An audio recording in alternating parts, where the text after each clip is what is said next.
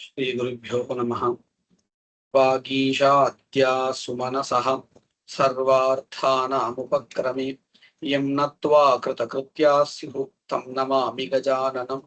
गुरुर्ब्रह्मा गुरुर्विष्णुः गुरुर्देवो महेश्वरः गुरुः साक्षात् परं ब्रह्म तस्मै श्रीगुरवे नमः। प्रथमाध्यायस्य तृतीये पादे पञ्चमम् अधिकरणम्। तत्र अस्मिन् अधिकरणे भाष्यकारमतरीत्या एकम् अधिकरणं रचितम्। अत्रैव वार्तिकरीत्यापि अन्यप्रकारेण अस्य अधिकरणस्य रचना कृता वर्तते। तत्र आदौ भाष्यकारमतेन पञ्चमम् अधिकरणं निरूप्यते। यवादिशब्दाः किं द्व्यर्थाः नो वार्यं म्लेच्छ साम्यतः दीर्घशूकप्रियङ्ग्वाद्याः द्वयेऽप्यर्था विकल्पिताः यत्राण्या इति शास्त्रस्था प्रसिद्धिस्तु बलीयसी शास्त्रीयधर्मे तेनात्र प्रियङ्ग्वादि न गृह्यते। पूर्वस्मिन् अधिकरणे आचारस्य अर्थात शिष्टाचारस्य प्रामाण्यं निरूपितम्। तत् कस्मिन् विषये इत्युक्ते अनुष्ठेय पदार्थ विषये प्रामाण्यं निरूपितम्। अधुना शब्दः तदर्थः तयोः सम्बन्धग्रहे अस्य शब्दस्य अयम् अर्थः इति निरूपणवेलायां ये शिष्टाः त्रैवर्णिकाः वर्तन्ते तेषां यस्मिन् अर्थे शब्दस्य व्यवहारः स एव अर्थः ग्राह्यः उत तदितराणामपि यः व्यवहारः कस्मिंश्चित् अर्थे सोऽपि अर्थः शब्दस्य अर्थः इति ग्राह्यो न वा इति विचारः क्रियते। प्रासंगिकी संगतिः वर्तते। पूर्वस्मिन् अधिकरणे तु अनुष्ठान विषये शिष्टाचारस्य प्रामाण्यं निरूपितम्। अधुना तु तत्र न विचारः क्रियते, शब्द तदर्थ विषये विचारः। तत्रापि आर्याणाम् एवं तदितराणां च प्रसिद्धिः क्व वर्तते, तत्र कः प्रकारः ग्राह्यः इति प्रसंगात् निरूप्यते। यवमयश्चरुर्भवति वाराही उपानहौ उपमुञ्चते इति श्रूयते। अस्मिन् अधिकरणे इदं वाक्यं द्वयं विषयः भवति। संशयः कः? तत्र अस्मिन् वाक्ये इत्युक्ते यवमयश्चरुर्भवति इत्यत्र यवशब्दः अत्र संशयविषयः वर्तते।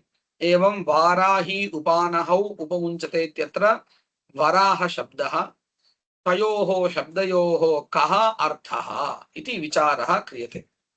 तत्र यवशब्दं प्रयुञ्जते इत्यत्र अन्वयः। पश्यन्तु, यवशब्दम् आर्याः दीर्घशूकेषु प्रयुञ्जते। आर्याः एतादृश यवशब्दस्य कस्मिन् अर्थे व्यवहारं कुर्वन्ति इत्युक्ते यवशब्दं दीर्घशूकेषु इत्युक्ते तत्र तीक्ष्णशिखा। पश्यन्तु, यवाः अस्माभिः उपयुज्यन्ते किल, ते कीदृशाः भवन्ति इत्युक्ते बास्मति रैस् इति अस्माभिः उच्यते किल, तद्वत् भवन्ति, दीर्घाः भवन्ति। तेषाम् उपरि भागः तीक्ष्णः दीर्घश्च भवति। अयं पदार्थः दृष्टः वा भवता? दृष्टः, एतादृशमेव किल भवति। तदेव दीर्घशूकशब्देन उच्यते। दीर्घशिखावन्तः धान्याः इत्यर्थः। एतादृशपदार्थे येनं शब्दं प्रयुञ्जते के आर्याः तदेव वदति तत्र यवशब्दम् आर्याः दीर्घशूकेषु प्रयुञ्जते एवमेव वराहशब्दं च सूकरे प्रयुञ्जन्ते आर्याः। भवतु एतदेव पदम् अन्यैः अन्यस्मिन् अर्थे उपयुज्यते। तस्मिन् अर्थे पश्यन्तु म्लेच्छास्तु यवशब्दं प्रियङ्गुषु प्रियङ्गुः इत्यपि कश्चन धान्यविशेषः एव। सप्तग्राम्याः सप्तारण्याः इति विभागः क्रियते किल, तत्र सप्तग्राम्याः इत्यत्र ग्राम्यधान्यत्वेन अयं निर्दिष्टः वर्तते।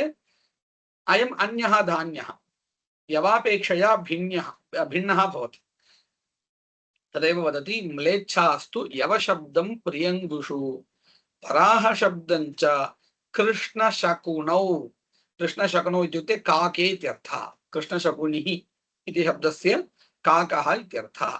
तर्हि पश्यन्तु अत्र शब्दः समानः परन्तु कस्मिन् अर्थे व्यवहारः इति चेत् तत्र विप्रतिपत्तिः वर्तते। केषाञ्चित् अन्यस्मिन् अर्थे अन्येषां तु अन्यस्मिन् अर्थे इति स्थितिः वर्तते। अधुना कः व्यवहारः ग्राह्यः अस्माभिः इति प्रश्नः वर्तते। अयमेव संशयः अस्मिन् अधिकरणे। संशयः सम्यक् गृहीतः किल?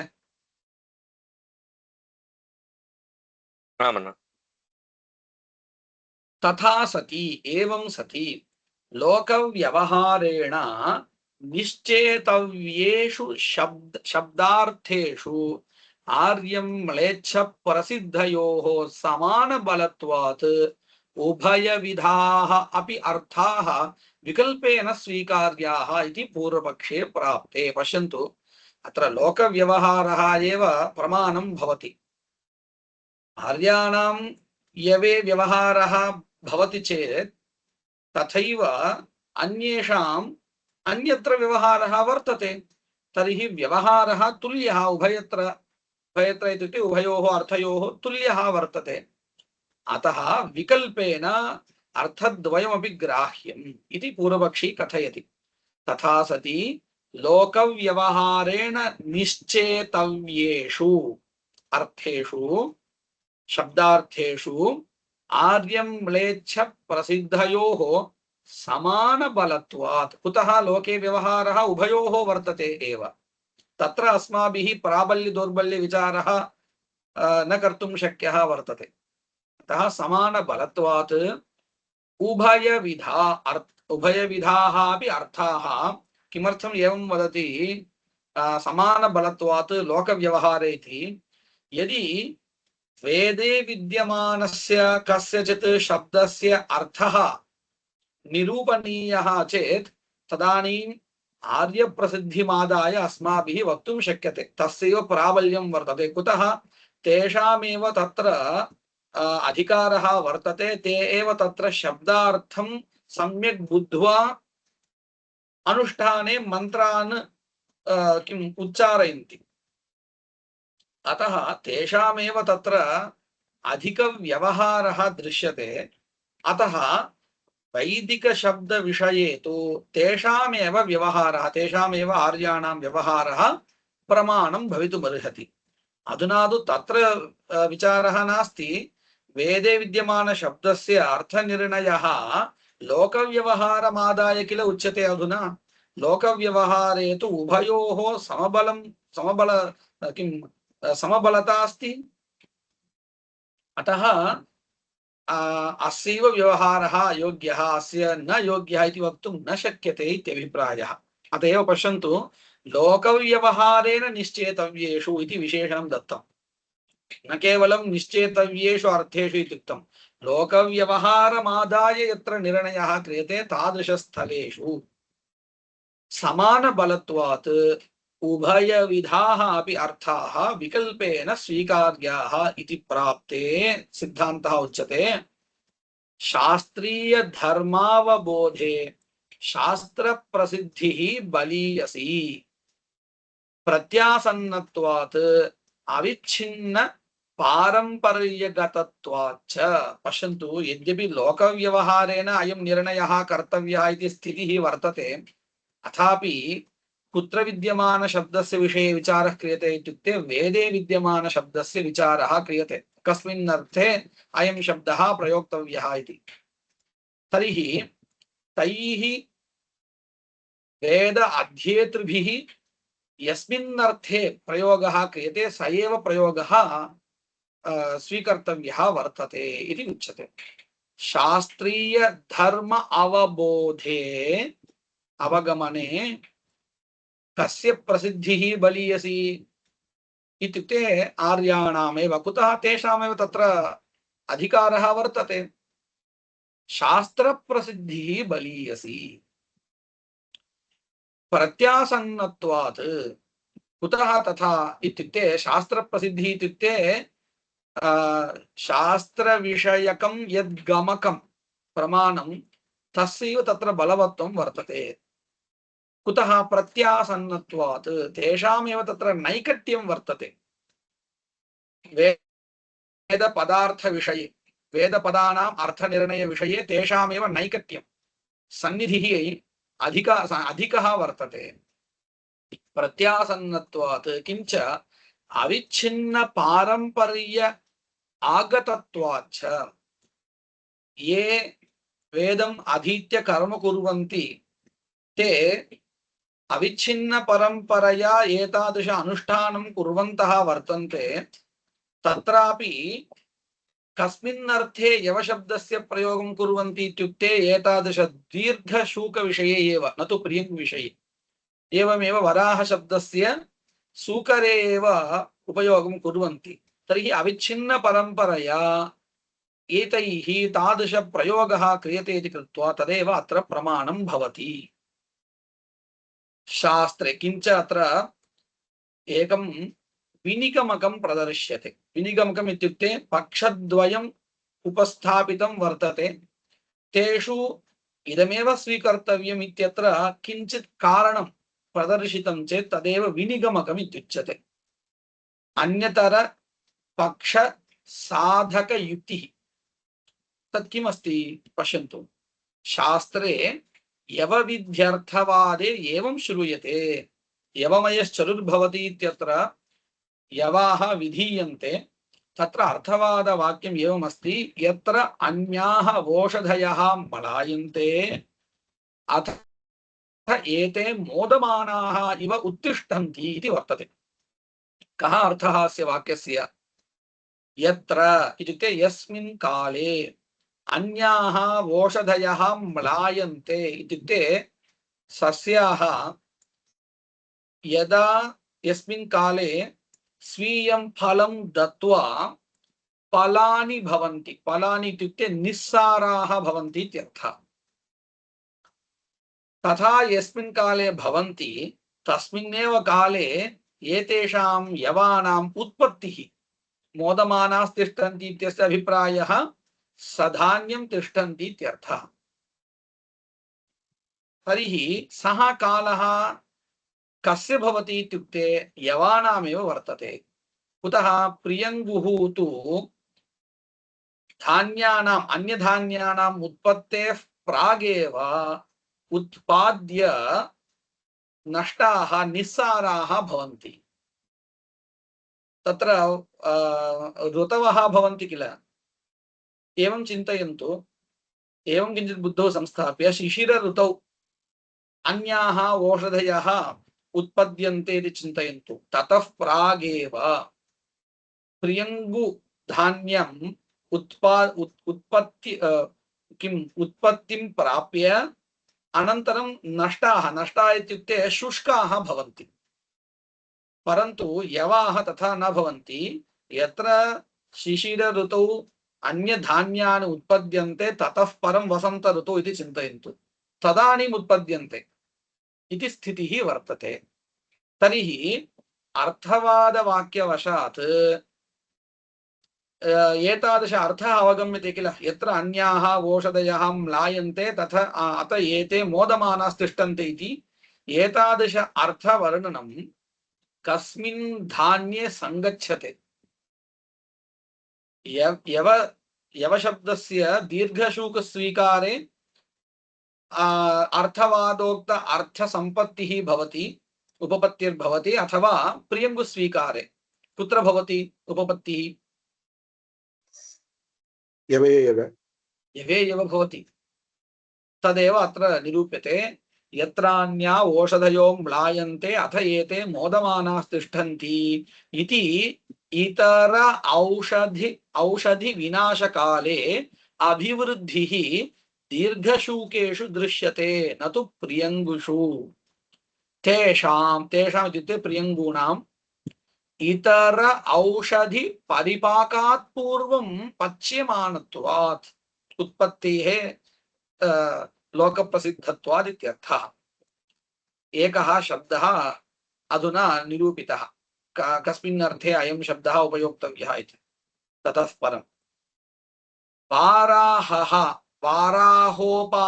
उपानत् इति वर्तते। वाराहोपानत् विध्यर्थवादश्च एवं भवति इत्युक्ते वाराहि उपानः उपमुञ्चते इत्यत्र विद्यमान अर्थवादवाक्यम् एवमस्ति। वराहं गावः अनुधावन्ति इति। गावः अनुधावन्ति तत्पश्चात् धावन्ति इत्यर्थः। इति गवाम् अनुधावनं सूकरे एव संभवति, न तु कृष्णशकुनौ काके न संभवति। कुतः? काकः डयते न धावति। तस्य पृष्ठतः यदि काकः अपि धावनं कर्तुं समर्थः तर्हि तम् अनुधावति वराहः इति वक्तुं शक्यते। अथवा वराहस्य वा कदाचित् डयनयोग्यता भवेत् तर्हि एतादृशवर्णनं कर्तुं शक्यते। तथा नास्ति। अतः किम् अवगम्यते? वराह शब्दस्य सूकरः इत्येव अर्थः। कस्मात् अवगम्यते? गावः अनुधावन्ति इति यस्मादस्ति तस्मात् वराह शब्दस्य सूकरः इत्येव अर्थः इति निर्णयः क्रियते। गवाम् अनुधावनं सूकरे संभवति न तु कृष्णशकुनौ। तस्मात् दीर्घशूकादिः यवादिशब्दार्थः इति भाष्यकारमतानुसारेण इदम् अधिकरणं रचितं वर्तते। श्लोकस्य अर्थं वदामि। यवादिशब्दाः किं द्व्यर्थाः अर्थद्वयेपि शक्ताः किम् इत्युक्ते एकस्यैव शब्दस्य वाच्यार्थौ द्वौ वर्तेते इति वा? द्व्यर्थः नो वा द्व्यर्थः न वा अथवा इत्युक्ते एकः एव अर्थः वा? किम् आदाय एवं रूपेण प्रश्नः इत्युक्ते आर्यं म्लेच्छ साम्यतः साम्यात् उभयोः साम्यमस्ति लोकव्यवहारे इति कृत्वा द्व्यर्था वा इति प्रश्नः, संशयः। दीर्घशूकप्रियङ्गवाद्याः द्वयेपि अर्थाः विकल्पिताः आर्यं म्लेच्छ साम्यतः उभयत्रापि व्यवहारः अस्तु। एकस्यैव शब्दस्य अर्थद्वयमस्तु इति पूर्वपक्षी कथयति। कुतः? आर्यं म्लेच्छ साम्यतः द्वयेपि अर्थाः विकल्पिताः इति पूर्वपक्षः। अधुना सिद्धान्तः यत्र अन्याः यत्रान्या इति वेदवाक्यं किञ्चित् अस्ति किल, अर्थवादवाक्यं, तदादाय इति शास्त्रस्था प्रसिद्धिः तु बलीयसी तदेव अत्र बलवदस्ति प्रमाणम् इति कृत्वा तादृशप्रसिद्धि शास्त्रप्रसिद्धिमादाय निर्णयः क्रियते। शास्त्रीयधर्मे प्रसिद्धिस्तु शास्त्रप्रसिद्धिस्तु बलीयसी इत्यर्थः। शास्त्रीयधर्मे पश्यन्तु, यत्र अन्वयः कुत्र पश्यन्तु, यत्र अन्याः इति शास्त्रस्था प्रसिद्धिः शास्त्रीयधर्मे बलीयसी तेन तस्मात् अत्र अस्मिन् वाक्ये प्रियङ्गवादि न गृह्यते किन्तु यवशब्दस्य दीर्घशूकः इत्येव अर्थः इति भाष्यकारमतानुसारेण अधिकरणं रचितम्। वार्तिककाराः अन्यप्रकारेण अत्रैव अधिकरणं रचयन्ति। अत्र वार्तिककारः पीडुशब्दम् उदाजहार तञ्च म्लेच्छाः हस्तिनि प्रयुञ्जते आर्यास्तु वृक्षे। किमर्थं वार्तिककाराः अत्र अधिकरणान्तरं विषयान्तरं स्वीकृत्य रचयन्ति इत्युक्ते किञ्चित् स्वारस्यं वर्तते। पश्यन्तु, अत्र पूर्वं यः विचारः कृतः तत्र आर्य प्रसिद्धिः ग्राह्या उत म्लेच्छ प्रसिद्धिः इति प्रश्नः। आर्य प्रसिद्धिरेव ग्राह्या इति निर्णयः कृतः। परन्तु तत्र निर्णयः केन प्रमाणेन केन प्रकारेण कृतः इति चेत् पश्यन्तु, तत्र वाक्यशेषमादाय शास्त्रं प्रमाणं किञ्चिदादाय निर्णयः कृतः, न तु केवल लौकिक व्यवहारमादाय। इत्युक्ते अधुना वयं पृच्छामः, एतावता वार्तिकरीत्या अधिकरणं न पठितम् अस्माभिः इति चिन्तयन्तु, केवलं भाष्यकारमतं पठितम्। तदानीं कश्चन प्रश्नः एवं पृष्टः अस्ति, वाक्यशेषः यत्र नास्ति तादृशस्थले, अधुना अहं पृच्छामि, पश्यन्तु, पीडुशब्दस्य कुत्र प्रसिद्धिः इति विचारं कुर्मः चेत् आर्यप्रसिद्धिः वृक्षे, वृक्षस्य नाम वर्तते। म्लेच्छ प्रसिद्धिस्तु कुत्र वर्तते इत्युक्ते म्लेच्छाः हस्तिनि गजं वदन्ति। अधुना उभयोर्मध्ये कीदृशी प्रसिद्धिः, का प्रसिद्धिः ग्राह्या, कुत्र अर्थः ग्राह्यः इति प्रश्नः। किं वक्तुं शक्यते? केवलम् अस्माभिः भाष्यकारमतमेव पठितमस्ति। भाष्यकारमतं वृक्षेदं नास्ति। कुतः? तैः पूर्वस्मिन् अधिकरणे आर्य प्रसिद्धिरेव ग्राह्या इति साक्षात् नोक्तम्। अर्थवादवाक्यं प्रदर्श्य विनिगमकं किञ्चित् अस्ति इति प्रदर्शितम्। प्राबल्यम् आर्यप्रसिद्धित्वेन न निर्णीतं तैः। अवगम्यते वा? अवगम्यते। तत्र एकं निर्णायकं वाक्यं किञ्चित् प्रदर्श्य इदं वाक्यमस्ति शास्त्र प्रसिद्धिबोधकम् इति प्रदर्शितं। तर्हि यत्र शास्त्रप्रसिद्धिः किञ्चित् नास्ति तादृशस्थले का गतिः? कथं निर्णयः कर्तुं शक्यते? इत्येव किल भवति, समबलतमे किल भवति। अधुना स्पष्टम् अवगतं? तदर्थमेव वार्तिककाराः वदन्ति तथा नास्ति, आर्यप्रसिद्धिरेव ग्राह्या। कुतः? शब्द तदर्थ विषये म्लेच्छापेक्षया आर्याणामेव आदरः अधिकः वर्तते। तैरेव तत्सर्वं सम्यक् परिपाल्यते इति कृत्वा सा एव प्रसिद्धिः ग्राह्या। तर्हि कीदृशम् उदाहरणं स्वीकर्तव्यमस्ति? यत्र निर्णायकम् अन्यत् किमपि नास्ति, वाक्यशेषः वा अर्थवादः, अर्थवादरूपेण वाक्यशेषः वा कोऽपि निर्णायकः कोऽपि नास्ति चेत् तादृशम् उदाहरणं स्वीकर्तव्यमस्ति। अवगतं वा? अधुना अवगतं। तादृशम् उदाहरणं स्वीकरोति यत्र वाक्यशेषादि प्रमाणान्तरं नास्ति निर्णायकरूपेण। तर्हि तादृशस्थले कथं निर्णयः? आर्यप्रसिद्धित्वेनैव निर्णयः, न तु वाक्यान्तरमादाय। अतः तादृशम् उदाहरणं स्वीकृत्य अधिकरणं रचयति वार्तिककारः। अत्र वार्तिककारः पीडुशब्दम् उदाजहार उदाहरणरूपेण दत्तवान् अस्ति इत्यर्थः।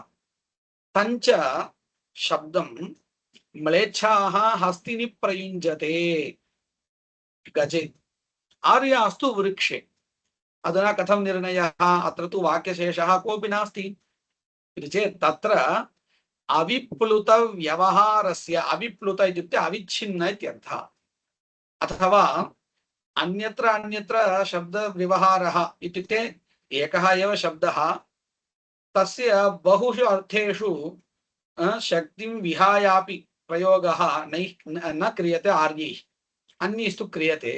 तथा शब्द तदर्थ सम्बन्धग्रहणे परिपालने वा अन्ये त्रैवर्णिकेतराणाम् आर्येतराणाम् आग्रहः नास्ति इत्यभिप्रायः। तत्र अविप्लुत व्यवहारस्य आर्येषु संभवात् वृक्षः एव पीलुशब्दार्थः। अत्र तु पश्यन्तु, शब्द तदर्थ निर्णयः, शब्दार्थ निर्णयः केन प्रमाणेन कृतः? वार्तिकमतानुसारेण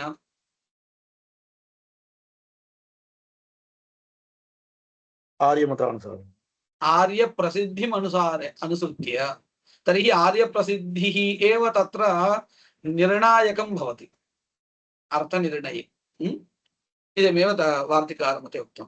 अत्रैव प्राभाकरमतानुसारेण अधिकरणं निरूपयति।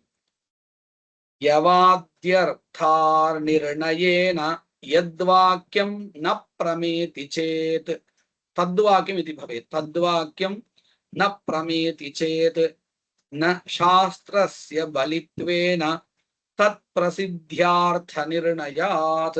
स्पष्टोऽर्थः। कः अर्थः? पश्यन्तु, यवादि अर्थ अनिर्णयेन। तेषां मते अस्माभिः दृष्टमस्ति, सर्वथा किं वदन्ति, अर्थः एव न बुध्यते चेत् तद्वाक्यमेव अप्रमाणम्, अतः वेदस्य अप्रामाण्यम् इति कथयन्तः सन्ति। अस्माभिः प्रत्यधिकरणम् एवमेव दृश्यते। अत्रापि तथैव वर्णयति। यवमयश्चतुर्भवति इत्यस्मिन् वाक्ये यवशब्दस्य कः अर्थः इति निर्णयः एव कर्तुं न शक्यते। अतः अनिर्णायकत्वेनैव इदं वाक्यं वेदवाक्यम् अप्रमाणम् इति कथयति। यवादि अर्थ अनिर्णयेन तद्वाक्यं न प्रमा, तद्वाक्यं वेदवाक्यम् अप्रमाणम् इति चेत् न, तथा नास्ति, प्रामाण्यं वर्तते। कुतः? शास्त्रबलित्वेन, शास्त्रप्रसिद्धित्वेन, तत्प्रसिद्ध्या, शास्त्रप्रसिद्ध्या अर्थनिर्णयात्। उभयोर्मध्ये शास्त्रप्रसिद्धेः, लौकिकप्रसिद्ध्यपेक्षया शास्त्रप्रसिद्धेः बलीयत्वात् तदेव अत्र अर्थनिर्णायकं भवति इति स्पष्टः अर्थः। अत्रैव वर्णकान्तरं, वर्णकान्तरम् इत्युक्ते अस्मिन् अधिकरणे यानि सूत्राणि वर्तन्ते तेषां योजनं द्विधा त्रिधा वा क्रियते। इत्युक्ते पश्यन्तु, यवमयश्चतुर्भवति इत्यत्र विचारः कृतः किल, तत्रापि तानि सूत्राणि योजयितुं शक्यन्ते। एवम् अन्यः कश्चन विचारः इतः परं करिष्यते, तत्रापि तानि सूत्राणि योजयितुं शक्यन्ते। सूत्रं तथैव भवति, तत्र परिवर्तनं न भवति, परन्तु सूत्रयोजनं तु प्रकारान्तरेण अन्यस्मिन्नपि अर्थे क्रियते चेत् तत्र वर्णकान्तरम् इति कथ्यते।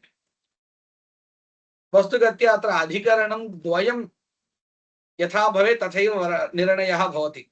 प्रथमवर्णके अन्यः कश्चन विषयः निर्णीतः भवति, द्वितीयवर्णके तु अन्यः कश्चन विषयः एव भवति। उभयोः सम्बन्धः कोऽपि अवश्यं भवेदिति आग्रहो नास्ति, भिन्नविषयः एव भवति। अत एव वर्णकान्तरम् इत्युच्यते।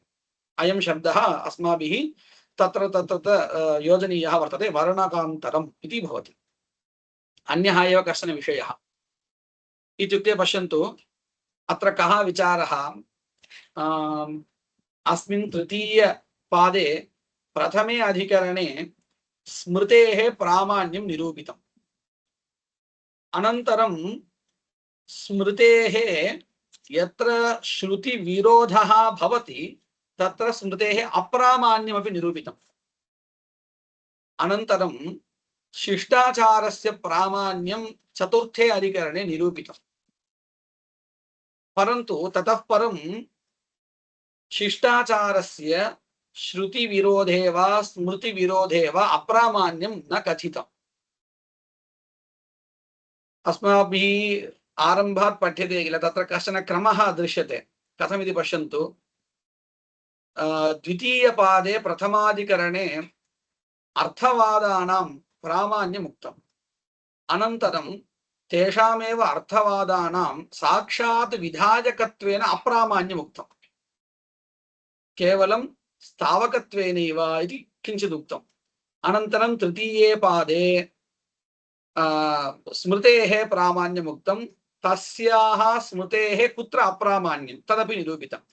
एवं चेत् चतुर्थे अधिकरणे शिष्टाकोपाधिकरणे आचारस्य शिष्टाचारस्य प्रामाण्यं निरूपितं चेत् यत्र विरोधः भवति इत्युक्ते स्मृतिविरोधः वा श्रुतिविरोधः वा भवति तत्र शिष्टाचारस्य अप्रामाण्यं निरूपणीयम्। तथैव किल क्रमः एतावत्पर्यन्तम् आदृतः, तर्हि अत्रापि स एव क्रमः आदरणीयः अस्ति, परन्तु मध्ये प्रसङ्गात् यववराहाधिकरणं यवमयश्चरुर्भवति इत्यत्र विचारः प्रवृत्तः। अतः मध्ये किं क्रियते, पूर्वस्मिन् चतुर्थे अधिकरणे शिष्टाचारस्य यत् प्रामाण्यं निरूपितं तस्य शिष्टाचारस्य अप्रामाण्यम् अधुना अत्र आपवादिक रूपेण आपवादिकी संगतिः वर्तते, तद् अपवाद रूपेण अत्र निरूप्यते। तर्हि अस्मिन् अधिकरणे विषयः कः भवेत्? यत्र शिष्टाचारस्य स्मृतिविरोधः वा श्रुतिविरोधः वा दृश्यते तत्र अप्रामाण्यम् इति निश्चयः अत्र क्रियते। अस्मिन्नेव अधिकरणे वार्तिककारमतेन वर्णकान्तरम् आरचयति। अस्य अधिकरणस्य संज्ञा एवं कृता वर्तते। वार्तिककारमतेन स्मृत्याचार विरोधे बलाबलाधिकरणम् इत्येव संज्ञा, अधिकरणस्य संज्ञा। तेनैव स्पष्टं ज्ञायते अधिकरणे विषयः कः अस्ति इति। श्लोकं पठामि। यो मातुल विवाहादो शिष्टाचारः समानव इतराचारवन्मात्वम् अमात्वं स्मार्तबाधनात् स्मृतिमूलो हि सर्वत्र शिष्टाचारस्ततोऽत्र च अनुमेया स्मृत्या बाध्या प्रत्यक्षया तु सा। केषुचित् दक्षिणदेशेषु मातुलस्य दुहितरं शिष्टाः परिणयन्ति। अस्माभिः इदं दृश्यते एव, मातुलकन्यायाः परिणयः विवाहः क्रियते। सोऽयम् आचारः प्रमाणम् इति कः कथयति? पूर्वपक्षी कथयति। कुतः? शिष्टाचारत्वात्, शिष्टैः एव क्रियमाणत्वात्। अतः प्रमाणमेव इति कः कथयति? पूर्वपक्षी कथयति। किमिव? होलाकाद्याचारवत्। चतुर्थे अधिकरणे निरूपितमस्ति होलाकादिः शिष्टैः अनुस्रियते इति कृत्वा श्रुतिमूलकत्वम् अस्ति, कथञ्चित् स्मृतिमूलकत्वं वा श्रुतिमूलकत्वं वा अस्ति इति प्रतिपादितं। तद्वत् अत्रापि अस्तु इति पूर्वपक्षी कथयति। केषुचित् दक्षिणदेशेषु मातुलस्य दुहितरं शिष्टाः परिणयन्ति, सोऽयम् आचारः प्रमाणं शिष्टाचारत्वात् होलाकादि आचारवत् इति चेत् एतावत्पर्यन्तं पूर्वपक्षः। न इति सिद्धान्तः आरभ्यते। कुतः इदं न प्रमाणम् इति चेत् स्मृतिविरुद्धत्वेन कालात्ययापदिष्टत्वात् अयमेव शब्दः पूर्वमपि प्रदर्शितः। यत्र श्रुतिस्मृत्योः विरोधः भवति तत्र स्मृत्या मूलभूतश्रुतेः अनुमानं न भवति, प्रत्यक्षश्रुतिबाधितत्वात् इति प्रदर्शितं। तत्र कालात्ययापदिष्टत्वात् इति अयमेव शब्दः उपयुक्तः। तस्य अर्थः अपि अस्माभिः उक्तः, बाधितः इत्यर्थः। तदेव अत्रापि उच्यते। पश्यन्तु, शिष्टाचारस्य मूलं किं भवति इत्युक्ते स्मृतिः भवति। स्मृतिः एव विरुद्धा वर्तते मातुलकन्यायाः परिणयविषये। कथं? सा स्मृतिः अत्र प्रदर्श्यते। मातुलस्य सुतामूढ्वा मातृगोत्रां तथैव च समानप्रवरां चैव त्यक्त्वा चान्द्रायणं चरेत्। चान्द्रायणव्रतमिति वर्तते, प्रायश्चित्तं कर्म, तत्कर्म कर्तव्यमस्ति। कदा? मातुलस्य सुतामूढ्वा, एवमेव मातृगोत्राम् ऊढ्वा, समानप्रवराञ्च ऊढ्वा, विवाहं कृत्वा इत्यर्थः। त्यक्त्वा अनन्तरं चान्द्रायणव्रतं कुर्यात् इति तत्र प्रायश्चित्तम् उक्तम्। तर्हि एतादृशशिष्टाचारस्य अर्थात् मातुलकन्या परिणयरूपशिष्टाचारस्य मूलभूता स्मृतिः कथम् अवगन्तव्या अनुमानेन किल वक्तव्यम्। परन्तु प्रत्यक्ष विरुद्धा काचन स्मृतिः लभ्यते चेत् आचारेण मूलभूत स्मृतेः अनुमानमेव न संभवति बाधितत्वात्। तदेव वदति न च इति एतावत्पर्यन्तं सिद्धान्तः उक्तः। अनन्तरं कश्चन विचारः न च स्मृत्याचारयोः मूलवेदानुमापकत्वसाम्यात् समबलत्वम् इति शङ्कनीयम्। कदाचित् एवमपि प्रश्नः स्यात्, मूलभूतस्मृतेः अनुमानं न भवति इत्युक्तम्।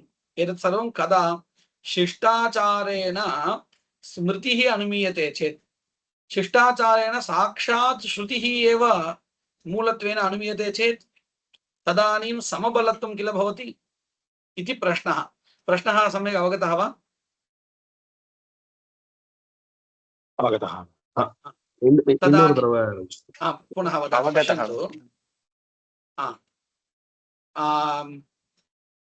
शिष्टाचारः वर्तते किल, शिष्टाचारस्य मूलं किम् इति कथ्यते, स्मृतिः इति कथ्यते। अत एव कः क्लेशः आपन्नः इत्युक्ते प्रत्यक्षा स्मृतिः मातुलादिकन्या परिणये दोषं वदति। अतः शिष्टाचारं दृष्ट्वा अस्माभिः मूलभूत स्मृतेः अनुमानं कर्तुं न शक्यते इति उच्यते। कुतः? प्रत्यक्ष स्मृत्या तस्य बाधा। अवगतं वा इदम्? अवगतम्। अवगतं वा? अत्रैव किं पृच्छति, நான் இந்த ஒரு அம்சத்தை நான் அப்படியே சொல்றேன் பாருங்க. சிஷ்டாச்சாரத்தை வச்சுட்டு நாம ஸ்மிருதியை கல்பிக்கணும். இப்போ இதே மாதிரி விசாரத்தை நம்ம எங்க பார்த்தோம்னு சொன்னா, ஸ்ருதி ஸ்மிருதி இந்த ரெண்டுத்துக்கும் விரோதம் வருகையில இந்த ஸ்மிருதியானது அப்பிரமாணம் அப்படின்னு சொன்னோம். ஏன் சொன்னோம் அப்படின்னு கேட்டா, இந்த ஸ்மிருதியை வச்சுண்டு நாம ஸ்ருதியை கல்பிப்போம் இல்லையா, எந்த இடத்துல பார்த்தோம்னு கேட்டா ஔதும்பரி சர்வா வேஷ்டயித்தவ்யா அப்படின்னு ஸ்மிருதி, ஔதும்பரியும் ஸ்பிருஷ்டுவா உத்காயேத் அப்படிங்கிறது ஸ்ருதி. இந்த ரெண்டுத்துக்கும் விரோதம் வரும் பொழுது ஸ்மிருதியானது பாதிக்கப்படுறது. அதாவது இந்த ஸ்மிருதியை வச்சுண்டு இந்த சர்வவேஷ்டன ஸ்மிருதிக்கு மூலமாக இருக்கக்கூடிய ஒரு ஸ்ருதியை கல்பிக்க முடியாது அப்படின்னு சொன்னான். ஏன் முடியாது?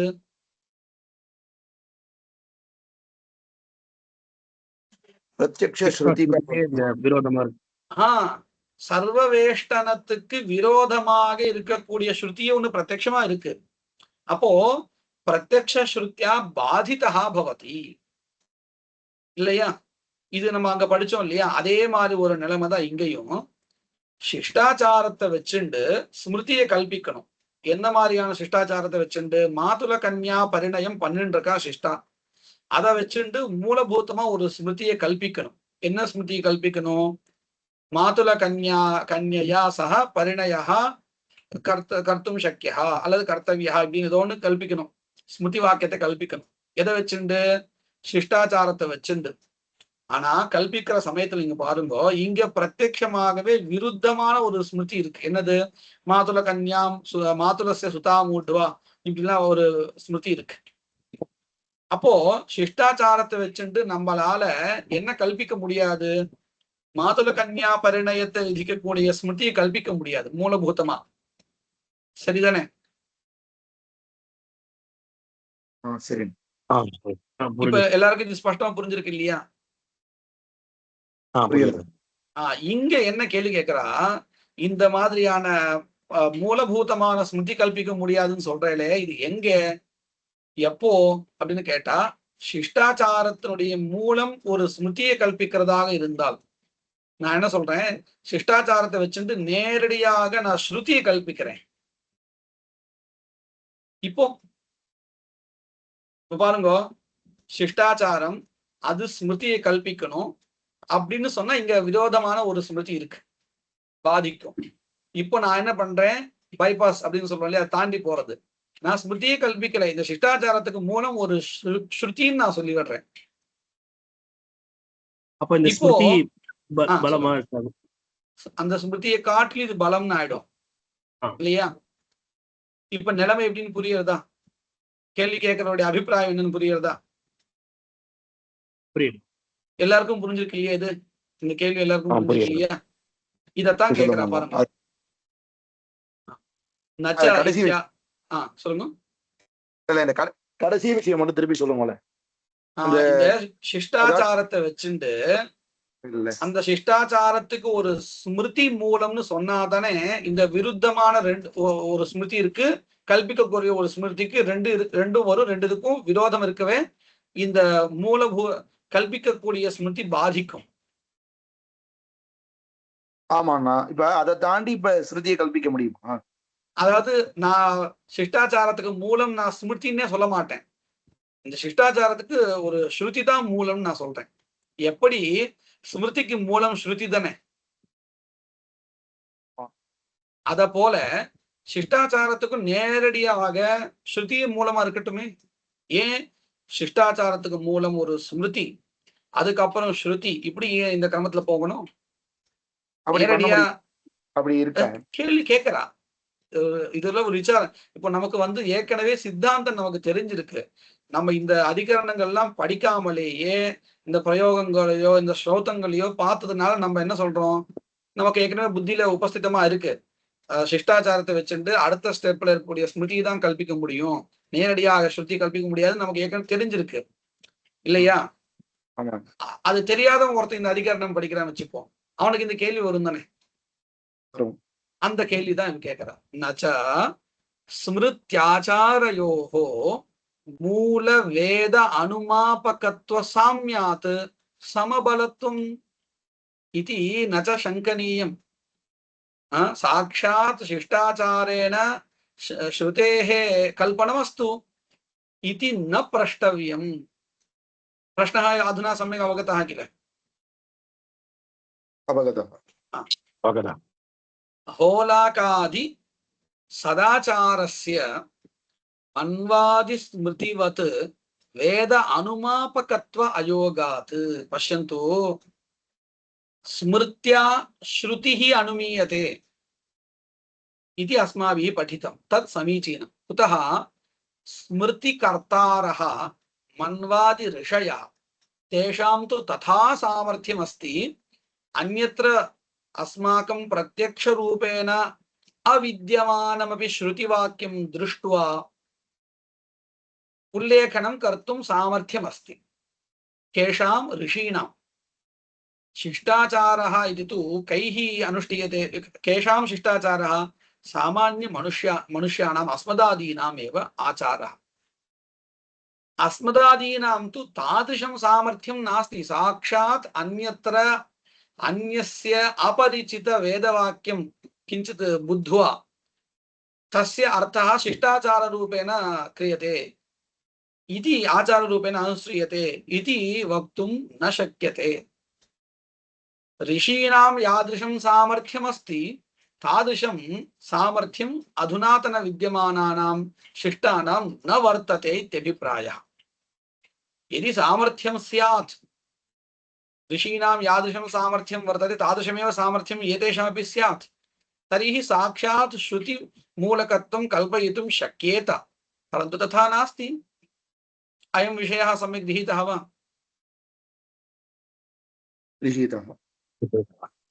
तदेव वदति, होलाकादि सदाचारस्य मन्वादि स्मृतिवत् वेद अनुमापकत्व अयोगात्. कुतः अयोगः? न हि इदानीन्तनाः शिष्टाः मन्वादिवत्, मन्वादि ऋषिवत्, याज्ञवल्क्यादि ऋषिवत् देश काल विप्रकृष्टं वेदं दिव्यज्ञानेन साक्षात्कर्तुं शक्नुवन्ति. न हि शक्नुवन्ति इति अन्वयः. के न शक्नुवन्ति? इदानीन्तनाः शिष्टाः न शक्नुवन्ति, ते तु शक्नुवन्ति, याज्ञवल्क्यादयः मन्वादयः. स्पष्टम् अवगतं वा अधुना? वाक्यस्य अर्थः सम्यक् गृहीतः वा? सम्यक् गृहीतम्। तदेव वदन्ति न हि इदानीन्तनाः शिष्टाः मन्वादिवत् देशकालविप्रकृष्टं वेदं दिव्यज्ञानेन साक्षात्कर्तुं शक्नुवन्ति न हि शक्नुवन्ति इति अन्वयः सम्यक् योजनीयः। येन शिष्टाचारः मूलवेदम् अनुमापयेत्, येन इत्युक्ते येन सामर्थ्येन, यदि सामर्थ्यं स्यात् एतेषामपि शिष्टानां साक्षात् वेददर्शनं दिव्यज्ञानेन कर्तुं शक्येत, तदानीम् एतेषाम् आचारस्य मूलं श्रुतिः एव इति वक्तुं शक्येत, तथा नास्ति। शक्नोति च यः कोऽपि शिष्टः यत्र क्वापि तर्हि अधुना विद्यमानानाम् इदानीन्तनानां कीदृशं सामर्थ्यम् अस्ति इत्युक्ते एतादृशं सामर्थ्यं वर्तते, तत्र तत्र देशान्तरे अनुष्ठानं दृष्ट्वा तत् कर्तुं तादृशयोग्यता तु वर्तते। अन्यं देशं गच्छन्ति, तत्र कस्मिंश्चित् कर्मणि समन्वयं प्राप्य तत्र दृष्ट्वा एवमपि कर्तुं शक्यते इति जानन्ति, तादृशसामर्थ्यं वर्तते।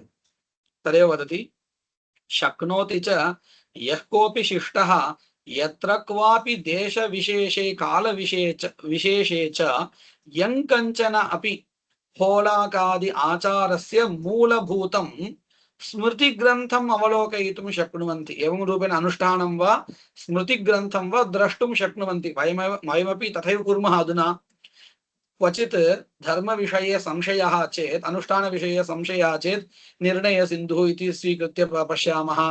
अनन्तरं स्मृतिग्रन्थम् इति यं कञ्चित् ग्रन्थम् आदाय, स्मृतिग्रन्थम् आदाय तत्र कथं निर्णयः अस्ति इति वयम् अधुनापि पश्यामः। तादृशसामर्थ्यम् अस्माकं वर्तते। परन्तु अन्यत्र श्रुतौ यत्र क्वचित् विद्यमानं द्रष्टुं तु सामर्थ्यं नास्ति।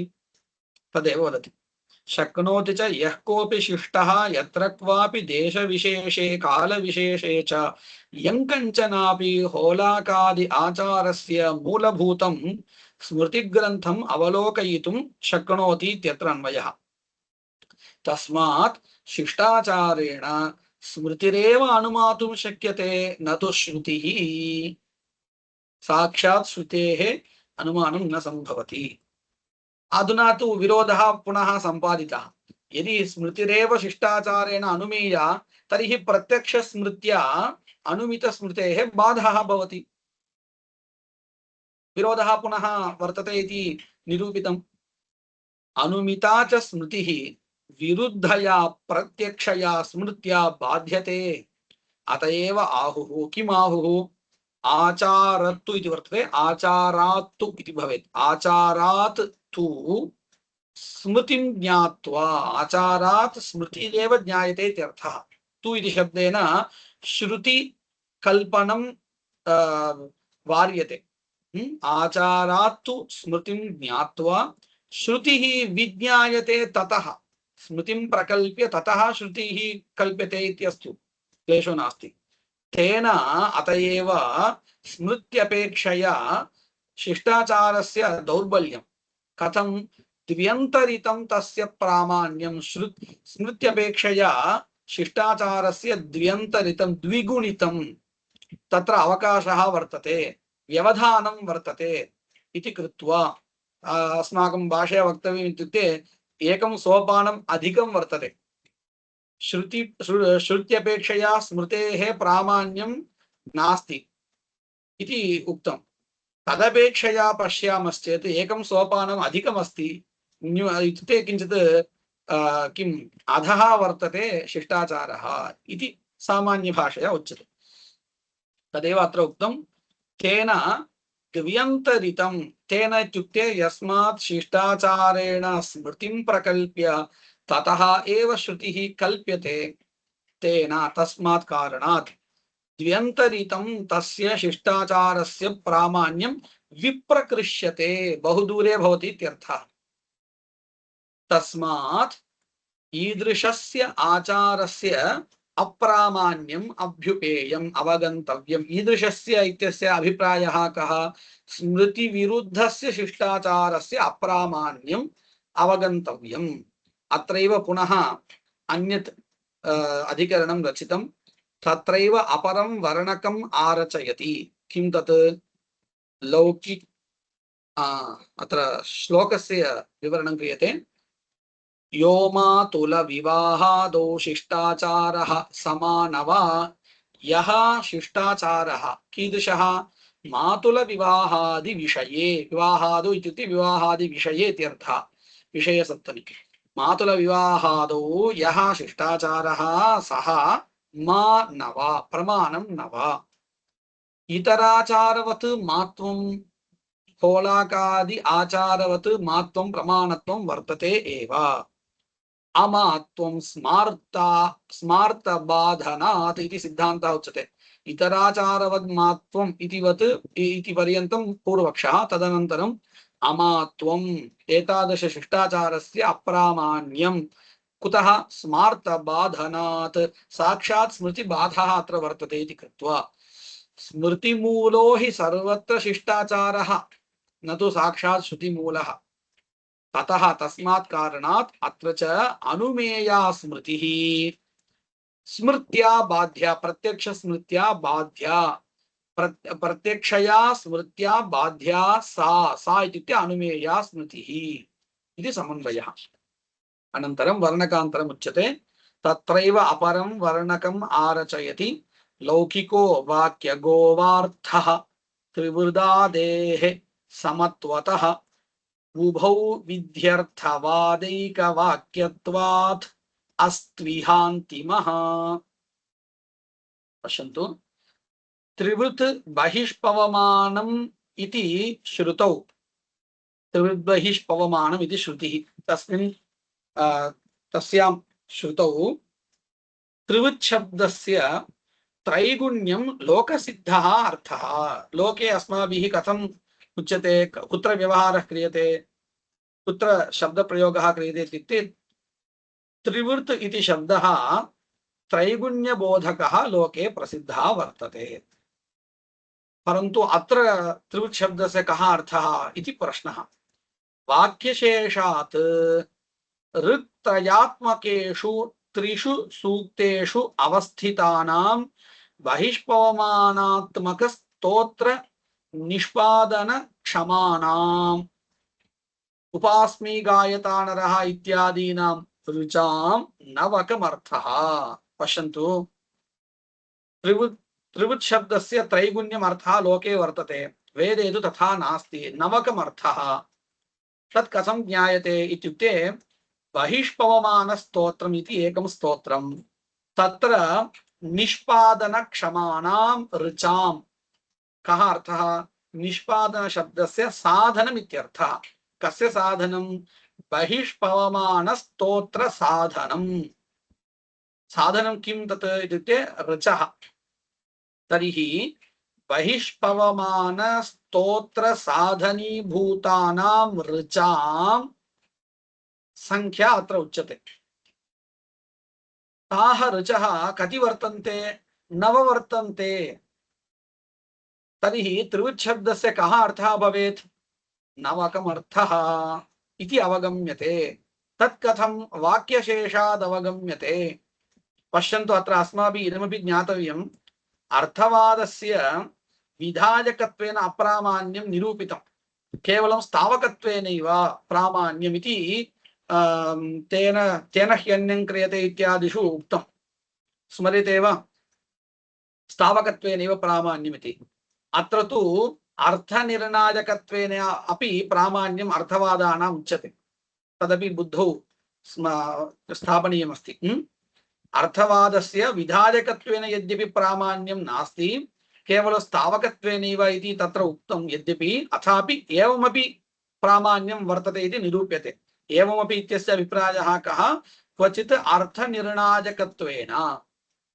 तत् प्रदर्श्यते अत्र नवभिस्तुवते इति वर्तते अर्थवादः तदादाय एव अत्र त्रिवृत् शब्दस्य नवकमर्थः इति निर्णीयते अग्रे तत् सिद्धान्ते उच्यते अधुना अस्य वाक्यस्य अर्थः गृहीतः वा इति पश्यन्तु वाक्यशेषात् यद्यपि लोके त्रिवृत् शब्दस्य त्रित्वम् अर्थः अथापि वाक्यशेषात् अर्थवादवाक्यवशात् ऋक्त्रयात्मकेषु त्रिषु सूक्तेषु अवस्थितानां ऋचां संख्या इत्यन्वयः। ऋक्त्रयात्मकेषु त्रिषु सूक्तेषु अवस्थितानां निष्पादनक्षमाणाम् अर्थात् स्तोत्रसाधनीभूतानां, तदपि कस्य स्तोत्रस्य बहिष्पवमानात्मकस्तोत्र साधनभूतानां साधनसमर्थानां निष्पादनक्षमाणाम् उपास्मै गायता नरः इत्यादीनां ऋचां नवकमर्थः। वाक्यस्य अर्थः सम्यक् गृहीतः वा? तत्र धर्मनिर्णये वेदस्य प्रबलत्वे अपि पदपदार्थ इतोपि पूर्वपक्षः प्रवर्तते। अधुना स्थितिः उक्ता। पूर्वपक्षः अधुना वदति, किं वदति? एतादृश वाक्यशेषः अस्ति, तत्सर्वं समानं, परन्तु शब्द तदर्थ निर्णये वेदः वा भवतु लौकिकः वा भवतु व्यवहारः एव तत्र प्रमाणं। लोके तु व्यवहारः कुत्र वर्तते? त्रित्वबोधने एव अयं शब्दः उपयुज्यते, तर्हि तथैव त्रित्वमेव अर्थः इत्येव अस्तु इति कथयति। तत्र धर्मनिर्णये वेदस्य प्रबलत्वे अपि पदपदार्थनिर्णये लोकवेदयोः समानबलत्वात्। वाक्यार्थः स्पष्टं गृहीतः किल? अधुना विवरणम् अपेक्षितं वा? अत्र पश्यन्तु, धर्मनिर्णय विषये वेदवाक्यं अत्यन्तं प्रबलं भवतु। वेदार्थ इति न, केवल शब्द तदर्थ निर्णये तु वेदस्यैव प्राबल्यं वर्तते इत्यत्र किमपि विनिगमकं नास्ति। तस्मात् समानबलत्वात् उभावपि अर्थौ विकल्पेन ग्रहीतव्यौ इति चेत् एतावत्पर्यन्तं पूर्वपक्षः। सिद्धान्तः उच्यते लौकिक अर्थ स्वीकार पक्षे विधिवाक्ये अर्थः त्रैगुण्यं भवति।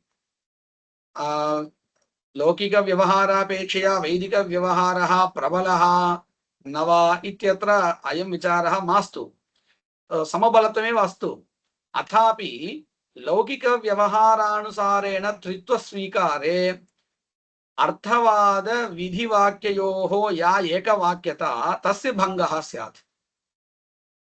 कथम् इति चेत् लौकिक व्यवहारानुसारेण त्रिवृद्बहिष्पवमानम् इत्यत्र त्रिवृच्छब्दस्य त्रैगुण्यम् अर्थः इति स्वीक्रियते चेत् तर्हि पश्यन्तु, अग्रे नवभिस्तुवते इत्यत्र नवशब्दः श्रूयते अर्थवादवाक्ये। नवभिः स्तवः क्रियते इति। तर्हि उभाभ्यामपि अर्थवाद विधिवाक्याभ्यां समान अर्थ प्रतिपादनं कृतं वा विरुद्धार्थ प्रतिपादनं कृतं वा? इत्युक्ते सामानाधिकरण्यम् अस्ति न वा? सामानाधिकरण्यम् अस्ति वा? कथं? पश्यन्तु, विधिवाक्ये तु लौकिक व्यवहारानुसारेण त्रिवृच्छब्दस्य त्रैगुण्यमर्थः गृहीतः, अर्थवादे तु स्पष्टं नवभिस्तुवते इति वर्तते। तर्हि समानार्थबोधकत्वम् अस्ति वा उभयोः? अस्ति वा? नास्ति भोः? नास्ति इति சொன்னேன்। ओ सरि, नास्ति इति उच्यते, सम्यक्। नास्ति इति उक्तं चेत् सम्यक्। तर्हि उभयोः एकवाक्यता भङ्गः भवति किल? तदर्थम् अस्माभिः किं कर्तव्यमस्ति? त्रिवृच्छब्दस्य अर्थवादवशात् वाक्यशेषवशात् नवत्वम् अर्थः, एवं अर्थवर्णनं क्रियते चेत् एकवाक्यता तथैव रक्षिता भवति। अधुना अवगतः वा अर्थः? अवगतः। तदेव अत्र उच्यते। पश्यन्तु, लौकिकार्थ स्वीकार पक्षे विधिवाक्ये अर्थः कः भवति? त्रैगुण्यम् अर्थः भवति। तदानीम् अर्थवादवाक्ये स्तोत्रीयाणां ऋचां नवकम् इत्येवं इत्येवम् उक्तम्। अतः विध्यर्थवादयोः वैयधिकरण्यात् नाम विभिन्नार्थप्रतिपादकत्वेन एकवाक्यत्वं न स्यात्। अतः एकवाक्यत्वाय स्तोत्रीयाणां नवकमित्येव विधिवाक्ये नियतः अर्थः ग्राह्यः, नियमेन अर्थः ग्राह्यः। तर्हि लोके त्रैगुण्यमर्थः वर्तते इति चेत् किञ्च प्रयोगे अपि श्रौतप्रयोगे अपि त्रिवृच्छब्देन क्वचित् त्रैगुण्यमर्थः अपि उच्यते। सर्वत्र नवकम् इत्येव अर्थः इति न भवन्तः दृष्टवन्तः स्युः कदाचित्। श्रौतप्रयोगे अपि त्रिवृच्छब्देन त्रैगुण्यमेव क्वचित् उच्यते, तद् लौकिकव्यवहारमादाय अथवा लक्षणया इत्यर्थः स्वीकर्तव्यः। अयं समग्रोऽपि विषयः श्लोके उक्तः वर्तते। लौकिको वाक्यगो वा इति वर्तते। लौकिकः इत्युक्ते लौकिकव्यवहारः, वाक्यगः इत्युक्ते वेदवाक्यगतः अर्थः, अर्थवादवाक्यगत नवत्वमर्थः। वाक्यगोवार्थः त्रिवृदादेः, त्रिवृदादिशब्दानाम् आदिशब्देन शेनादिशब्दः अपि ग्राह्यः। शेनशब्दस्य अर्थः कः इति। त्रिवृदादेः समत्वतः प्रयोगे उभयोः लौकिकवैदिकयोः समबलत्वं वर्तते। अतः उभौ ग्राह्यौ इति पूर्वपक्षः। विध्यर्थवादैकवाक्यत्वात् अस्तु इह अन्तिमः। अन्तिमः इत्युक्ते वाक्यगः अर्थः, अर्थवादवाक्योक्तः यः नवकमर्थः स एव अर्थः अत्र भवेत्। कुतः? विध्यर्थवादैकवाक्यतायाः परिरक्षणाय इति समग्रः अपि अधिकरणविषयः संगृहीतः वर्तते। अत्र समापयामः। वागीशाद्या सुमनसः सर्वार्थानामुपक्रमे यं नत्वा कृतकृत्याः स्युः तं नमामि गजाननं। गुरुर्ब्रह्मा गुरुर्विष्णुः गुरुर्देवो महेश्वरः गुरुः साक्षात् परं ब्रह्म तस्मै श्री गुरवे नमः।